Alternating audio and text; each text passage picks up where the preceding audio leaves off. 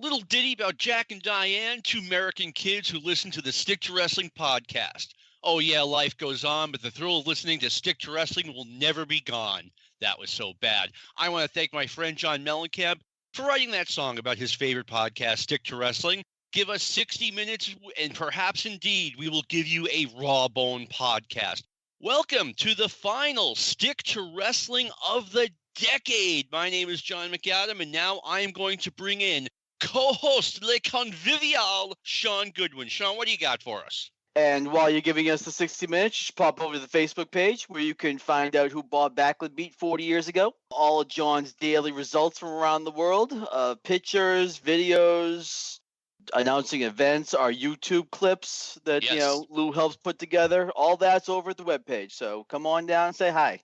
Yeah, and that's right. And I only mentioned that we're recording this a couple of weeks in advance because if anything crazy happens in the wrestling world and we're not talking about it, that's why. But anyway, one other thing, Sean Goodwin does not follow me on Twitter, so please make up for that by helping me on my march to 1 million followers. Our guest this week does wisely follow me on Twitter, and he's the perfect person for our subject matter this week. I want to bring in my good friend Jeff Bowdren. Jeff, how you doing? First of all, I hated that John Cougar Mellencamp song choice. That song was so overplayed back in the day. I would have gone with something like maybe Ain't Even Done with the Night, something along those lines. But other than that, it's a pleasure to be here. I don't know if it's a pleasure to follow you on Twitter. One thing I can tell anyone that's thinking about joining John on Twitter, he is never wrong. Okay, there I said it. Just stating the obvious once again, Jeff Bowdren. A quick John Mellencamp story, and this is a true story. The video for Jack and Diane, that breakthrough hit that made him famous, he refused to cooperate. He did nothing for it. They just had He's a rebel. Yeah. I love the guy's music, but I have heard that he's a bit of a jerk. But yeah, he zero cooperation on the video that made him a star. Yeah. See Video the that came out of him and Springsteen, where Springsteen joined him on stage? No. Yeah, I posted that yesterday. It's pretty cool. I missed it. Yeah, I mean, two of my all-time favorite performers. Yeah. So the perfect subject matter that Jeff has joined us to discuss is the 1989 Wrestling Observer newsletter year-end awards for 1989 Wrestler of the Year. Number one by a really large margin was Ric Flair. Number two, Akira Maeda. Number three, Terry Funk. Number four, Genichiro Tenryu. And number five, Ricky Steamboat. Jeff, you got to share your thoughts on this with our audience. Well, I mean, it was arguably one of Flair's greatest years, so I really don't have any problem with him. The other guys, Funk was essentially in for half a year. Steamboat was essentially in for half a year. Tenryu was a huge deal when he turned on Saruta. Maeda was, I'm trying to think if he even wrestled 3 times during the year. I think it was right around 3 times. Yeah, but he was box office so explosive, and he had been such a like a personality that just developed with his, I don't know if that was when he was doing the UWF or Rings or what, but UWF. Okay, yeah, but he was like a cultural phenomenon at that point. He was, and they booked it like boxing in that, they had, 2 or 3 super shows a year, and you trained specifically for these matches. Like, these guys weren't on the road every night because that wouldn't have been realistic. Yeah, and I can tell you, it was not as popular outside of Tokyo, but within Tokyo, when the card and the lineup was released and went on sale, they usually sold out within 10 minutes. And I'm talking like 10, 12,000 seat buildings were sold out within 2 or 3 minutes. Yeah, it was absolutely crazy. It was something that is kind of, I don't know what's the word for it. It's like counterintuitive that you're going to pay to see guys pretend to really fight as opposed to what pro wrestling usually is. Like, why not just book a shoot or go to a shoot, which happened eventually, but still. Yeah, well, they were still sort of trying to, how can I put it? Like, I don't know if they were saying it was a complete shoot, but they were saying it was definitely not what New Japan and All Japan were doing. It was something, more than that. Yeah, and what All Japan and New Japan were doing it was completely different and more serious, more realistic than anything in the United States, especially the WWF. Oh, absolutely. Yeah. So Sean, Wrestler of the Year 1989. Please tell us what you think of first of all, the Observer balloting. Yeah, I like this list. I mean, this is Rick's. I would say he's always been great here, but this is his last, like, beginning to end, as Jeff was saying, that kind of Ric Flair year. That just above and beyond ridiculously great. This was a Ric Flair year. After that, I haven't seen enough Japan from '89 to comment. And then Funk and Steamboat.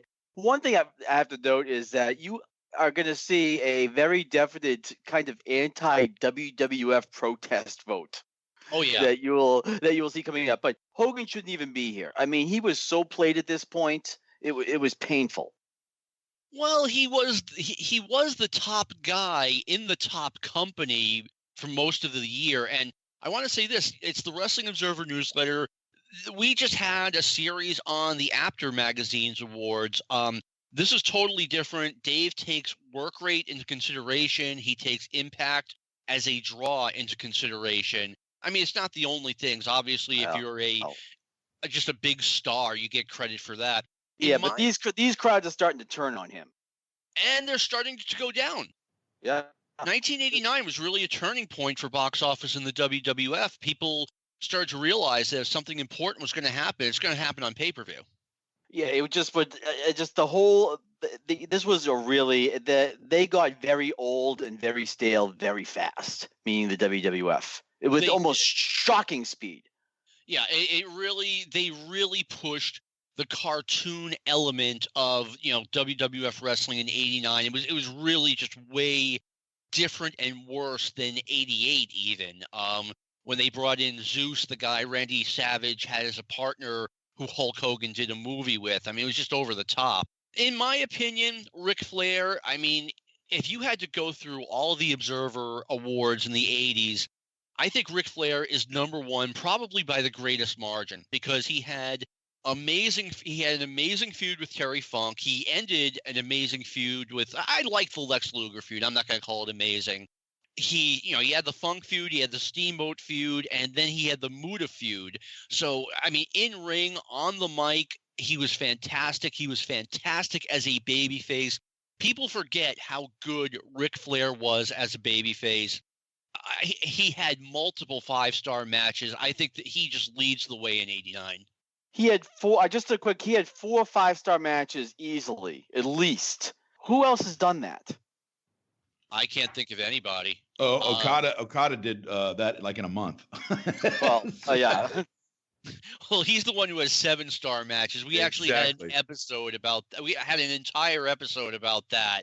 But I personally think that number 2, at least in the United States, this may be a surprise. I'm not going to say Terry Funk. I'm not going to say Ricky Steamboat, even though I thought they had great years. But like Jeff pointed out, they both had like about 6 months in the ring. Randy Savage was outstanding in 1989. He completed the turn against Hulk Hogan. He did some of the best heel interviews out there. And we're talking about, a guy in the WWF gets to do great interviews. He had great matches. He was a top star, the top heel the entire year. I actually would go, the Observer readership had him at number 6. I'm saying Randy Savage at number 2. You can make a case for Savage. The problem is that there's such an anti-WWF bias here. The anger is palpable. That even if it's like being Quinn Buckner. You remember when he was always the best player on the worst team? Yes. It's pretty much similar to that. Randy had a great year on the Titanic. Indiana's own Quinn Buckner gets a mention on Stick to Wrestling. Here's the thing, and what you're saying is correct. I mean, if you were a WWF fan who just enjoyed his wrestling, you were not reading The Observer.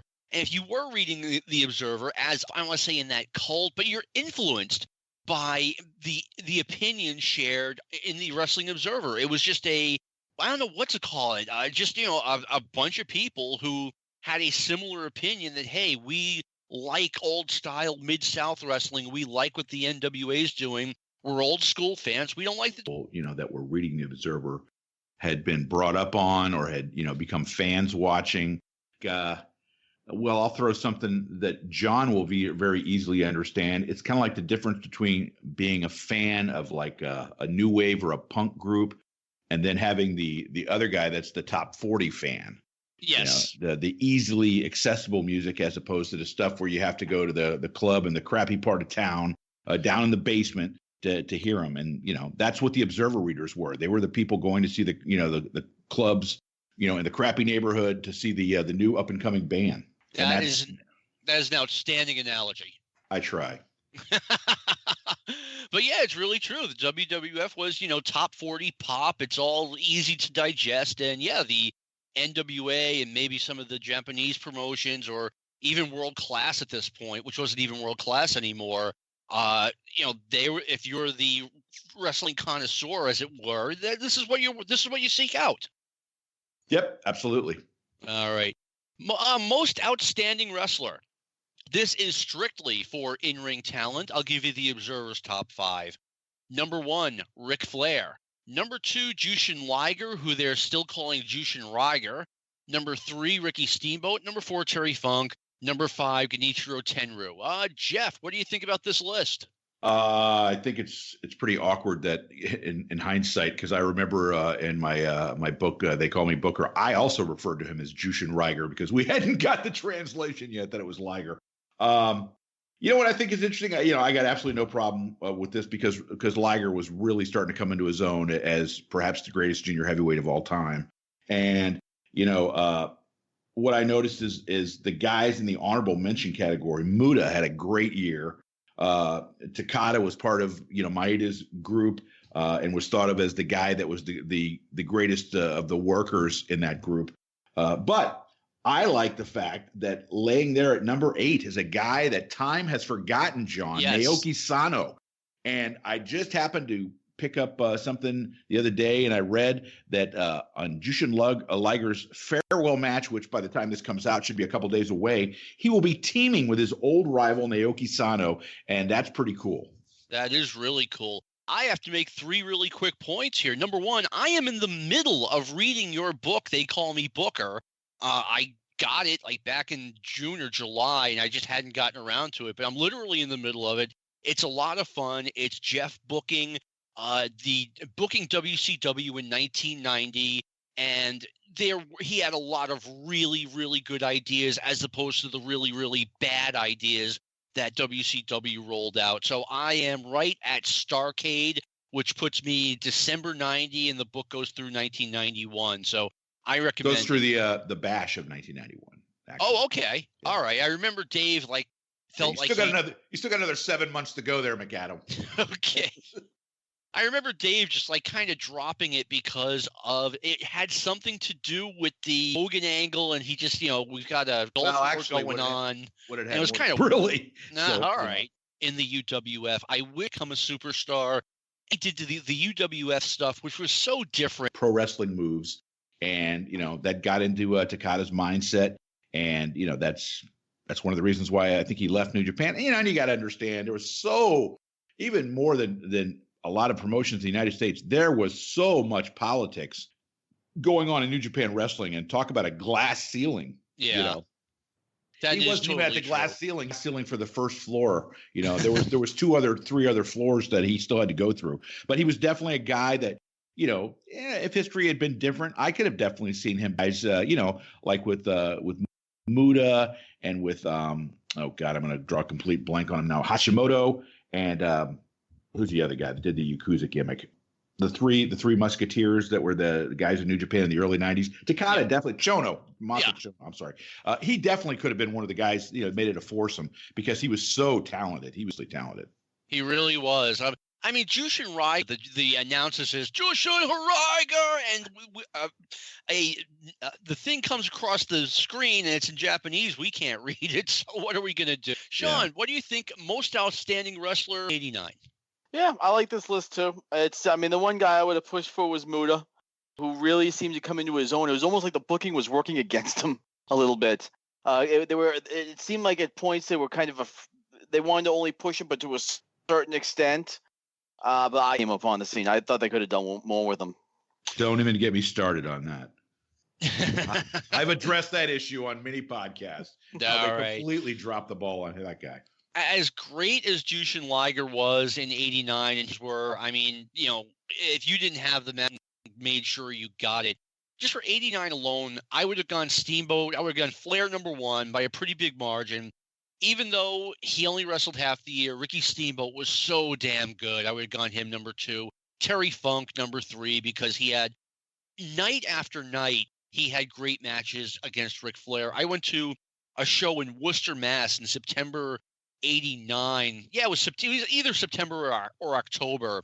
And the whole show stunk except for Flair versus Funk, which was like 4. No question. It was a great feud. And, you know, the guy night.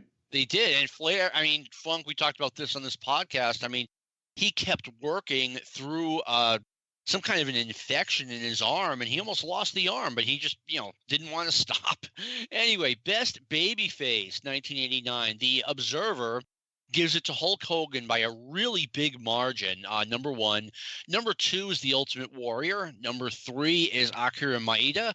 #4 is Ric Flair, and #5 is Sting. Jeff, what do you think? Well, I think, like you said, you know, Hogan, he wasn't as big as he was in '84 and '85. Oh, he was past his peak. Yeah. I think, honestly, I understand that people don't take into account a lot of times, you know, the fans that vote that aren't fans of Japanese wrestling. I agree with that. The only negative I would say about Maeda, it's not even a negative, I'll just throw it in this comment. Was he really a babyface? I mean, because they presented that as he was almost doing this is not a completely 100% accurate assessment. It was almost like Steve Austin, you know, he was sort of like a bad boy babyface, you know. He was certainly not the all-American, you know, obviously he's Japanese, but I mean, like, he's not the nationalistic hero like say Inoki was. Okay, he sort of did it with, you know, he had this edge to him. He was sort of in a way, I guess a good comparison would be the way that Naito was, you know, like within the last couple of years, you know, the guy that sort of disrespected authority, a little bit of edge to him. And, you know, that's what Maeda was doing in '89. And it's something that, quite frankly, Choshu was the first one that started that in around '82 and '83, the anti-authority, you know, figure. And that's, you know, even though it was like he was the face of the company, he was the face of the company that kind of had a middle finger out at New Japan. That is true. I mean, that's like, but to me, Maeda as a babyface, it's like saying Muhammad Ali is a babyface or Manny Pacquiao is a babyface, because it's presented as a legitimate contest. Yeah, or Conor McGregor. There you go. Yeah. You know, Sean, we've been quiet too long. You got to tell us what you think. There are a few votes here where I look at it and I'm sitting there thinking, is this sarcastic? The way they treat, the reason I say this is the way they treated the WWF in every other vote, and then all of a sudden Hulk Hogan and Ultimate Warrior are overwhelming the top two, you know, baby faces. So it almost feels like there's like a sense of sarcasm to it. I thought Rick probably was the best. It really wasn't a great babyface year. Maybe that's why they were 1 and 2, because WCW did not do as good a job of promoting their baby faces. I mean, let's give Vince credit. He did a great job of putting the Warrior and Hogan over as baby faces. I think it's kind of funny that Rick Steiner is on this list at number 6. You didn't mention him. You beat me to that. Yeah. I would say in 1988, I think he would have been a really good candidate when they first, you know, made him into the dog-faced gremlin. That was a great gimmick, and everybody loved the guy. I think by '89, that gimmick had kind of played itself out, though, hadn't it? I totally agree. I think Rick Steiner, even though he got, I mean, less than, about 5% of the votes that Hulk Hogan got, he stands out as, what is he doing on this list? But does one thing about this list, does this tell you, the thing that jumps out at me is who's not here? Rick Steiner got votes over Ricky Steamboat, WA champion during the year. How much that whole bit with his wife and the kid was killing him as far as a babyface? Yes, it does, because Ricky Steamboat, I mean, if you're getting booed out of the building, you're not doing a really good job being a babyface. Words cannot express how bad the idea was to make the wife and the kid part of the act, which, by the way, from everything I've been told, was completely the wife's idea. Yeah. But not a good idea on their part. And in hindsight, it was actually kind of a disaster. And the business was changing. The whole mild manner, almost like Bob Backlund babyface that Ricky Steamboat presented himself as, just wasn't flying with wrestling fans anymore. No, I've said this on this podcast before. It was like these guys totally were just, I mean, it's not that they didn't understand their audience. It's almost like they didn't know who their audience was. It was like, like your audience was from Mars or something like that. If you went to an NWA show in 88 or 89, if you spent a half an hour in that building, you should have known that gimmick wasn't going to work.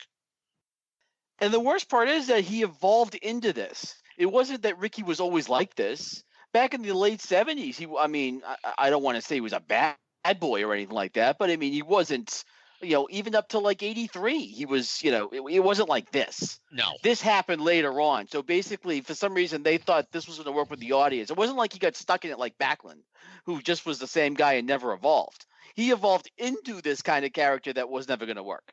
No, and the thing is, the Ricky Steamboat that was the super over babyface in Mid-Atlantic in like the 70s and into the early part of the 80s, he was a guy that was like he was an attraction, sort of like Magnum TA was in the middle part of the decade. That was the one that put the girls in the seats, Ricky Steamboat. And suddenly, when now you're presenting this guy as a married man, although the girls are, maybe sitting there thinking, oh, he's really good looking, his wife's hanging around him too, Yeah. So it's unavailable. Yeah, that part of the appeal that guys like Ricky Morton had and that Ricky Steamboat had in the 70s and 80s was gone now, and so I think that played a part in making him not quite as appealing.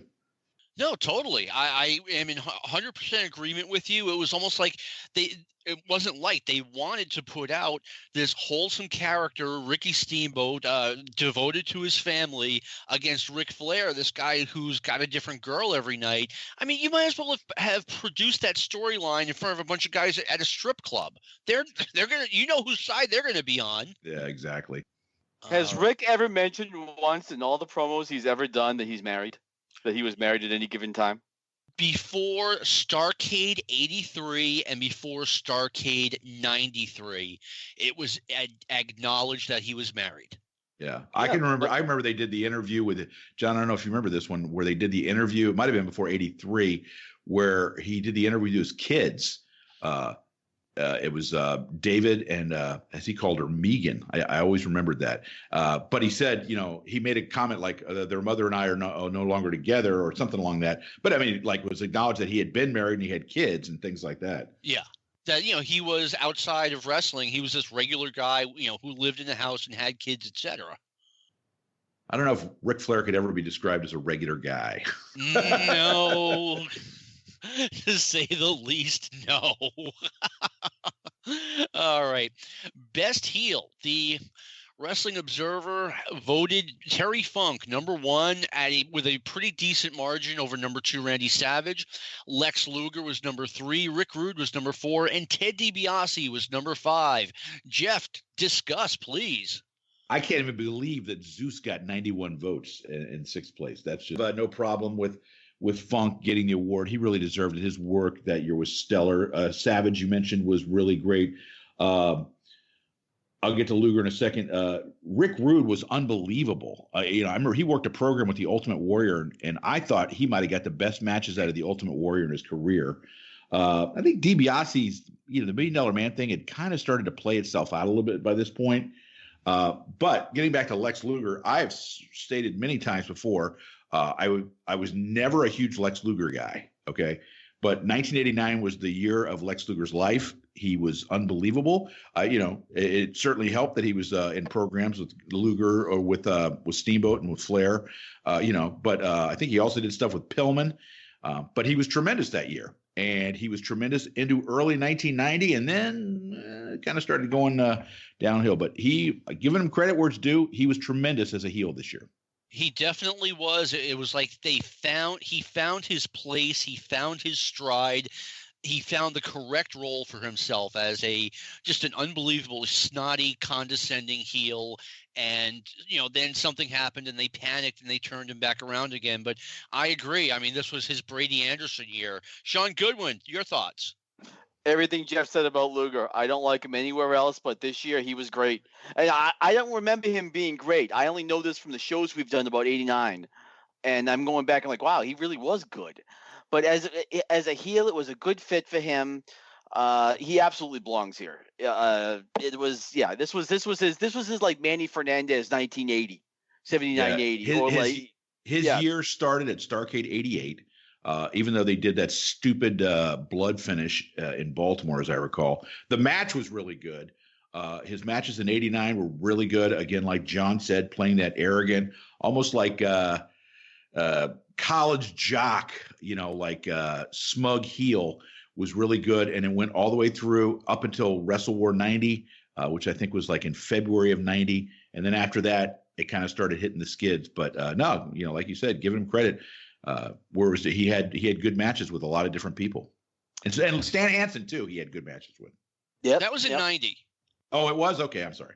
I remember Hansen spitting all over him. That was pretty funny. Yeah, Luger, like from the beginning of his career, which was 85, he looked like a guy who had potential. Like in 85, 86, I mean, he was green as grass, but he had that look. And he had charisma. And 87, 88, I was kind of like, okay, I see this coming along. This project he's getting better. He's getting there. And in 89, he got there, and then he just started to regress.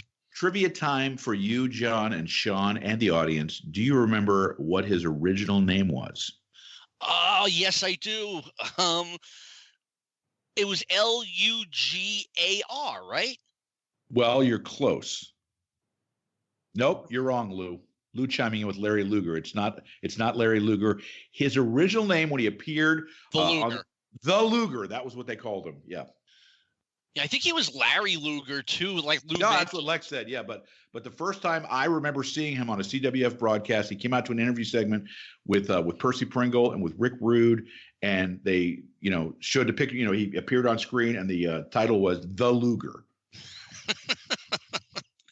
I actually remember that. I'm glad I got that last second. Yeah, his name was NRA endorsed. All right. The one change I would make is Jeff was right about DBS, and Funk was obviously. I didn't interrupt you there. No. With Muta was much like Steamboat was the babyface that was getting cheered. Muta was getting booed, but he also had a substantial part of the audience that was cheering him. Oh, so, yeah. Funk didn't have anybody cheering him. Everybody was booing Funk. Oh, yeah. Savage. Yeah, no, those two are definitely the top two. The Zeus vote is another one of those things I was saying about the sarcastic vote, where you see a couple of these things that are just weird. The Zeus one, 91 votes for him is the one, one of the things I noticed. All right. I agree with the top three. Terry Funk, Randy Savage, Lex Luger, in that order. My number 4 would have been Jerry Lawler. Lawler turned heel in 89, and he was a great heel again. I'll be honest with you. I don't know if that I was following Memphis in 89, so I'll have to take your word for it. He's a great heel, though. There's no question about it. I mean, he was a great babyface and a great heel. There's not a lot of guys that can pull them both off. There's an old saying that the better a heel you are, the better the babyface you are. Either you have it or you don't. And there are many cases where that's just not true. That's true. You're right. Yeah. Anyway, feud of the year, and this was a tough one for me at least. Number 1 was Ric Flair versus Terry Funk with a total of 1,930 points. Second place, Ric Flair versus Rick Steamboat with a total of 1,921 points. So talk about neck and neck. Tsuruta and Tenryu was number 3. Number 4 was Jushin Liger against Naoki Sano. Number 5 was Hulk Hogan against Randy Savage. Jeff, what do you think about this ballot? Well, I think that I don't know that Flair and Steamboat ever really got over as like some sort of blood feud. It was aesthetically, it was absolutely great. I mean, their matches were just like poetry. But Flair and Funk really gave off the vibe that they hated one another. And that's what you want to see. It's almost like you were having a feud between let me see. I don't know if this is like Funk and Briscoe. Flair and Steamboat was like Funk and Briscoe, and the Flair and Funk was more of like a down and dirty kind of old school feud, like where they were, Jesus, he put the bag over his head at Halloween Havoc. Yeah. I mean, he wasn't doing that to Steamboat. He may have talked trash to him, but he wasn't putting the bag over his head, or they weren't doing anything that bad, and it wasn't the I Quit and stuff like that. But so yeah, I would probably give it in Flair and Funk too. It's interesting, Saruta and Tenryu being the third choice. What's interesting about this is and this is part of the whole booking strategy in All Japan. I don't know, and John helped me out with this. I don't know that they faced each other maybe more than 2 or 3 times that year, because that was Baba's booking style. He made you wait for that big match, and then it almost always paid off. But that was part of their Flair and Funk and Flair and Steamboat were going, like you said, in Worcester, Mass. I mean come on. No offense to the good folks of Worcester, Mass, but you really go to Worcester, Mass, and think to yourself, I'm going to see a world title change, or is it going to be like in one of the big buildings on a pay-per-view? And much like that, you see a Saruta and Tenryu, it's going to be, in Tokyo, probably a Budokan Hall. It's going to be 12,000 people there. The match is going to be stiffer than hell, and it's going to be a great, awesome match. It's going to go over 30 minutes, and, that's why they only book it a couple times. And that's one thing that, that New Japan does now, not to totally get away from the point here, but, the fact that Okada doesn't defend the match or the title every single night. That's I think is really intelligent booking, because when Flair, and those guys did that, and they would go to the smaller towns and have the quote unquote title on the line, I think it really watered the title down a little bit. I can see that, the other side of the coin, and granted, the world has changed so much. Like we know everything Okada is doing today. We didn't really have as much information, anywhere near as much information 30 years ago.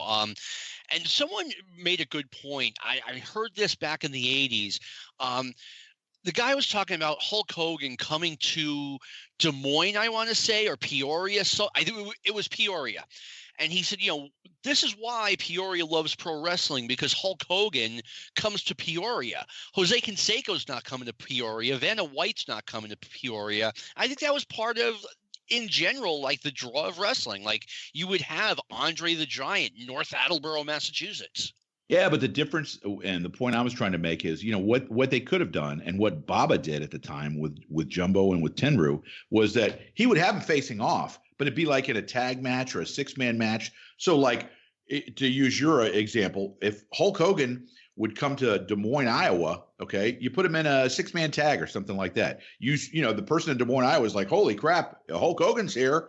But, you go back, and this is in the Wayback Machine, but one of the things that Lou Thez used to always say is that he didn't want to defend the title in those smaller towns. Downs. That's what he called them. Yeah. But I mean, or what you could do is you could have Ric Flair face Terry Funk, make it a non-title match, okay? Or have somebody face Hulk Hogan in Des Moines, Iowa, and Hulk Hogan's there, and he comes out, and boy, Real American pops, and everyone jumps up in the air. It's just not for the title. I just think it devalues the title when you do that, whether it's Hogan, Flair, or Jumbo, or whoever.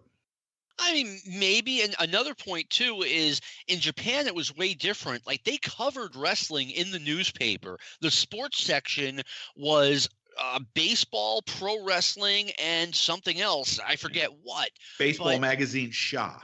Yeah, That's thank what you. it's called, yeah. And that was it. And they didn't cover wrestling in the newspapers out here, aside from something the size of a postage stamp giving you the results of, Madison Square Garden or Boston Garden. Yeah. And, they also include, as I previously mentioned, the Liger-Sano feud, which for any of you out there, and Sean, I don't know if you've seen any of this stuff, but if you have the New Japan World, I encourage you to go and seek out, or I don't know if they have anything on Daily Motion or YouTube, but if you can find the Liger versus Sano matches, holy cow, they were off the charts. They really were. I recommend them. Sean, your opinion on Feud of the Year, 1989.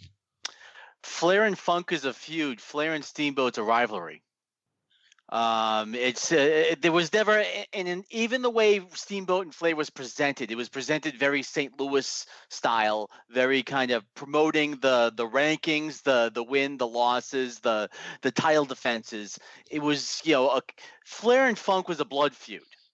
And that's, of course, the influence of Terry Funk into the situation and his own kind of mania. But just by the title, it's got to be Flair Funk, and by a good amount. There was no one even close. I'd actually have, you know what? I hate the whole product, but Savage was so good. I'd have Hogan Savage higher. But I don't see. Yeah, Flair and Steamboat never. I agree with Jeff. It wasn't a feud. It was never presented as a feud. I like the way you phrased that. It was not a rivalry versus feud. So to put it in a context that John will understand, Flair and Steamboat was Notre Dame USC. Flair and Funk was Notre Dame Michigan. So John, Miami. Now because they don't really face Miami anymore, they face Michigan all the time. Oh, in the 80s. Let's go with that. Okay, that's a good example. But so give me your Tennessee comparison there. Who's your rival and who's your blood feud if you're Tennessee? You see, Tennessee's difficult because we have 3 blood feuds. We have Alabama, Florida, and Georgia. Those are all blood feuds. I would say rivalry, maybe Kentucky, but Tennessee's like weird like that. Yeah. So, but no, Sean makes a good point. One's a rivalry, one's a feud. Absolutely valid point. I mean, I personally thought it was Flair versus Funk for the same reason you guys are saying. It really felt like these two guys were out to kill each other. Funk's interviews were way better than Ricky Steamboat's. I'm sorry. Funk just came in and brought like new life, new blood into that promotion at the very top of the card right from the start against Sting and then against Flair. So I actually think it's Flair versus Funk by a mile. I agree with you, Jeff, or both of you, that Flair versus Steamboat, I mean, the matches were just so incredible that you have to rank it just on those. Japan, like you guys said, I felt like Japan was always more of a rivalry than a feud for most of their feuds. I'm into the more American style of two guys who, just have this hate gradually building up, and they want to hurt each other like in a steel cage match. So I would go with Hogan versus Savage as number 3. Randy Savage totally carried that feud with his work, with his interviews. Yes, Hulk Hogan is Hulk Hogan, and you need that Rocky Balboa type in the middle, but he was a great, he turned on Hogan because he was just a bitter guy. I love the whole thing. And we haven't mentioned it yet, but I think the one that came in at number 6, you can segue right into your next topic. Yes, the number 6 is the Brainbusters versus the Rockers, and Tag Team of the Year. Shawn Michaels and Marty Jannetty finished number 1. Listen to this, with 1,310 total points. Number 2, Tully Blanchard and Arn Anderson, who were in the WWF most of the year. They both left with like 6 or 7 weeks left. 1,308 points. That is beyond razor thin. Fuyuki and Kawada at number 3, and they're pretty close. 1,137 points. The Steiners are number 4, and Crawford and Furnace are number 5. Eaton and Lane, number 6. I will totally go off on this when it's my turn to speak, but Sean, give us your thoughts. Well, yeah, I mean, it's a miracle they got 290 votes. Talk about for them getting the Muda treatment. And by the Bookers over 1989, so they got no help. I'm going to go Blanchard Anderson just because I'm a Blanchard Anderson team. That style I find more entertaining. One thing to note, the vote was very close, but there were about another 30 first place votes for Michaels and Jannetty. So it seemed like the option was for them to get the number 1 spot. I don't know. It's more of a style thing for me. It was a great year for both teams, and they both had a good rivalry. One question for Jeff, because it's something I don't know.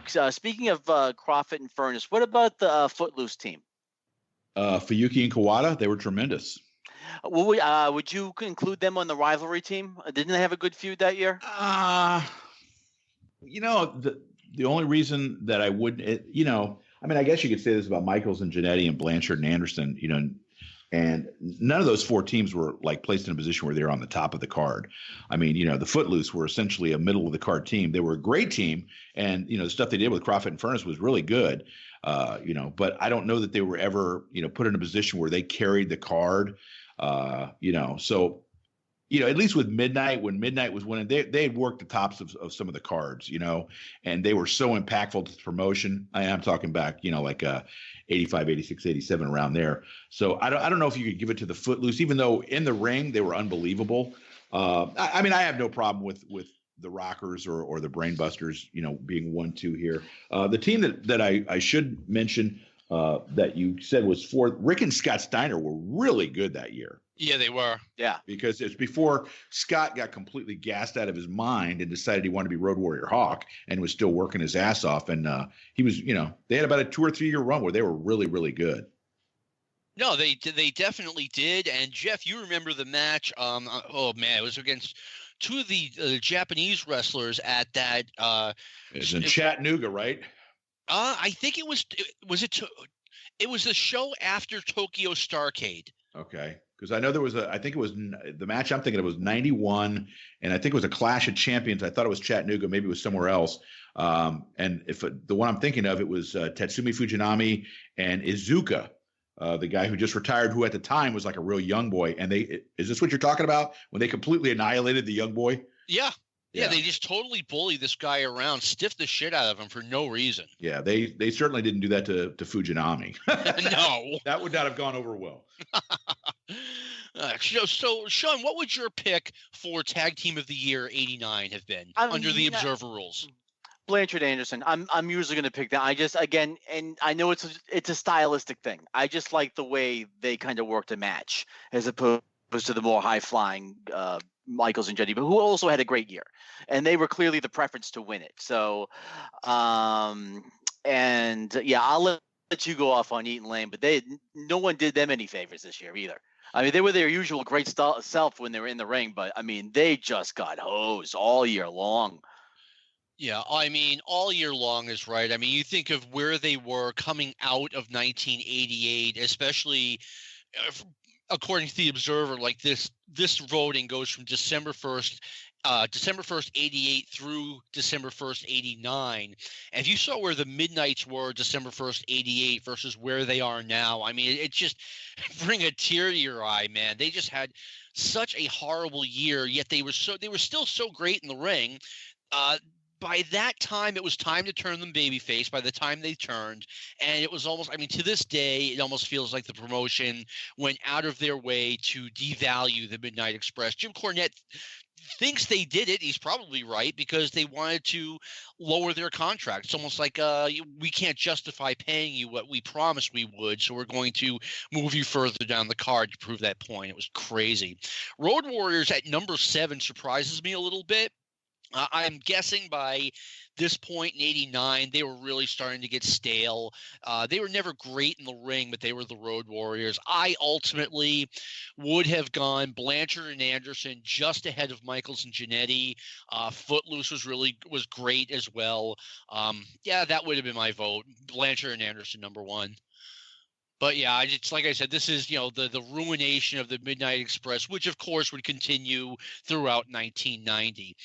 When you say it was the promotion before, I'm sorry, I don't mean interrupt. When you say it was the promotion, it was Jim Herd. Yeah, that's exactly. Jim Herd decided he was going to screw the Midnight Express, and you're right, he was going to lower their salary and devalue them, and so all the bad things you hear about Jim Herd, at least professionally speaking, were true. Yeah, I mean, that just makes no sense. I mean, to take something that was that hot and just to put it on ice, it was crazy. Most improved, Lex Luger by a really good margin finishes number 1. Scott Steiner, number 2.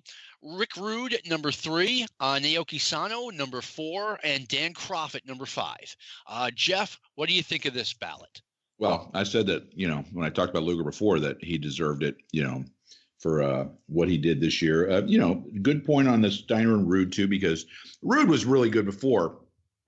He just kind of took it to the next level. This wasn't a case of, I remember famously in the After magazines, I think the awards for 86, they gave the most improved to Terry Gordy, the guy that had been wrestling for, like 9 years.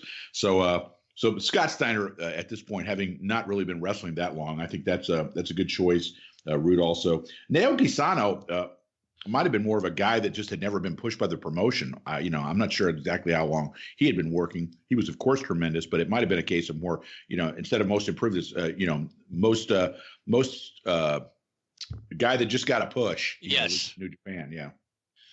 No, it's really impressive because I'm pretty sure Scott Steiner started in '87, and 2.5 years in the '80s wrestling business is nothing. And he was okay. I remember him in Memphis in '88, and then they brought him into WCW in '89, and he really got better from the beginning of the year through the end of the year in the ring. When he and Scott would come out to Welcome to the Jungle, I can't even describe the incredible pop that they would get as a tag team. They would, and at this point, we're talking. This issue came out the very beginning of 1990. I mean, I was looking at Scott Steiner as the possible face of the company, like ahead of Sting, ahead of Lex Luger. That's everybody thought he was the next Jack Briscoe, for God's sakes. In a 90s version of Jack Briscoe, a guy with the amateur background. He's a really good worker. He's enough of a tough guy for the men to like him. He was a good-looking enough guy for the girls to like him, and it just never came together for him. Yeah. So, Sean, your thoughts on Most Improved 1989? Yeah, I mean, this seems like a completely fair list. I don't know if this was the year that Crawford and Furnace made the leap, but I mean, it's just for their work in Japan is usually, especially this year, this was a good year for them.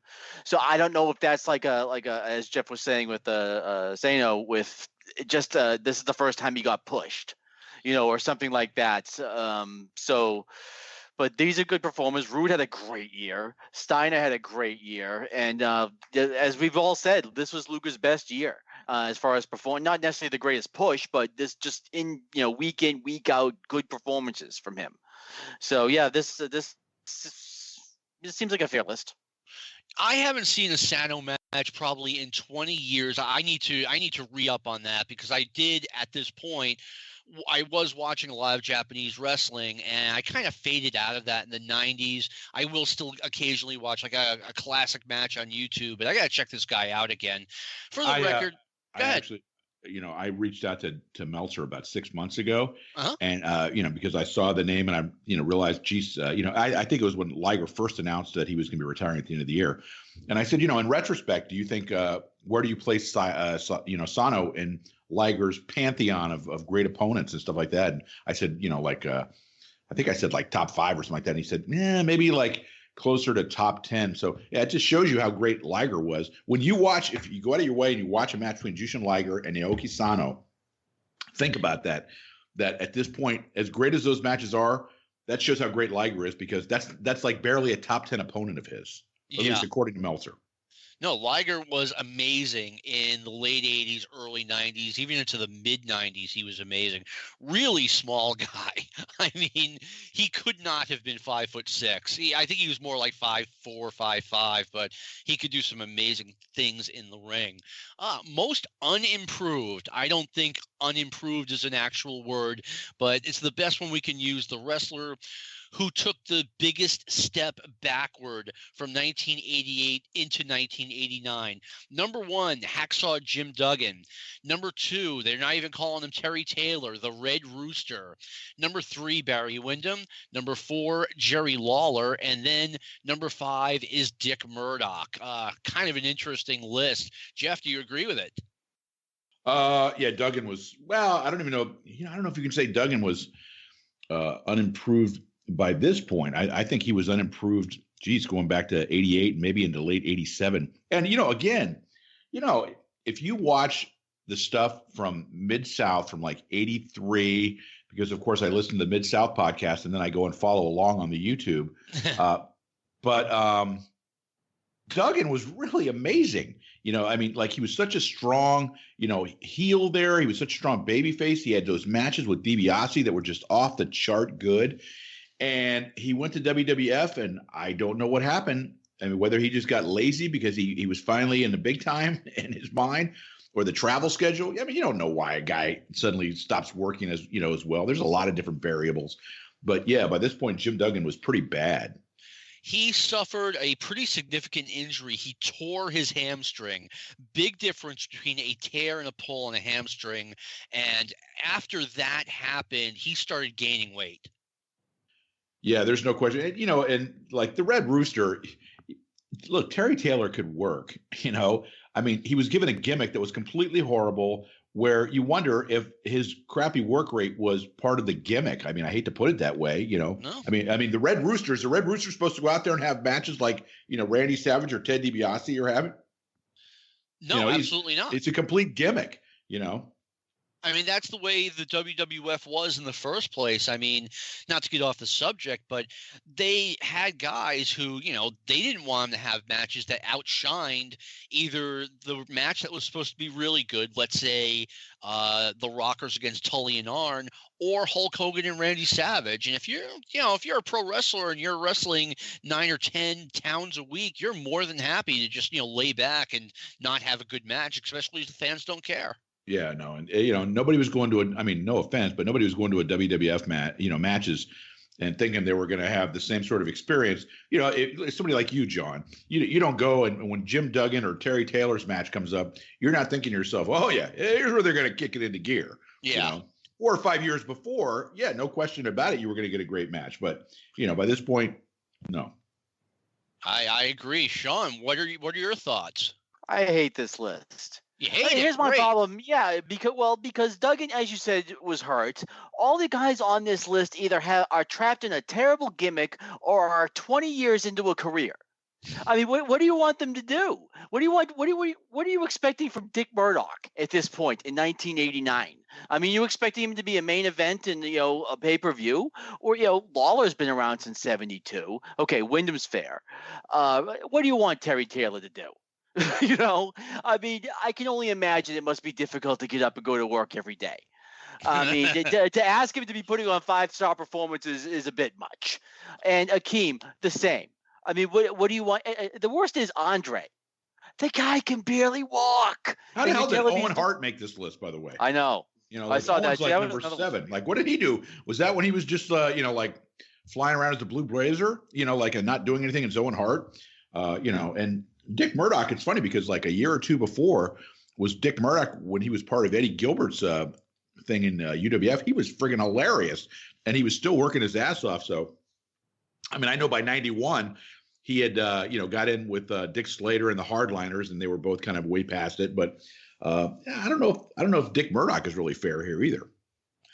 I saw Murdoch in '87 have a really good match on UWF TV with Barry Windham. And he did some really cool stuff in '88, especially the beginning of '88 when they had Jim Cornette managing him. So I ultimately wouldn't put him on a list, but I'm not going to disagree with him being on a list. Yeah, okay, go ahead, Sean. Oh, I was just going to say, I'm not going to put anybody over 40 on in this category. Yeah, I and John knows this. When I went to Japan in December of '87, I saw Murdoch teaming with Inoki one night against Fujinami and Kingo Kimura, and it was a 30-minute draw. And Murdoch worked 28 minutes of the match, and he was absolutely fantastic. But then I've gone out and I've seen, and this is the story about Murdoch. He can be the best wrestler on the planet, or he could be a guy that would have the worst match you've ever seen in years. Yes. And that was it, depending on the way the mood struck him. Yeah, I mean, like I said, Murdoch was still having – I disagree with the idea that no one past 40 can be on this list, because what if you're just way worse at 43 than you were at 42?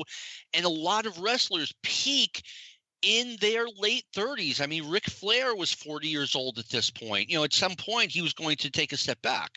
There are exceptions, but at some point you have to just basically say, you know what, the guy's getting old. I mean, at some point, your body's just going to start to fail on you, and you're not going to be able to do what you used to do.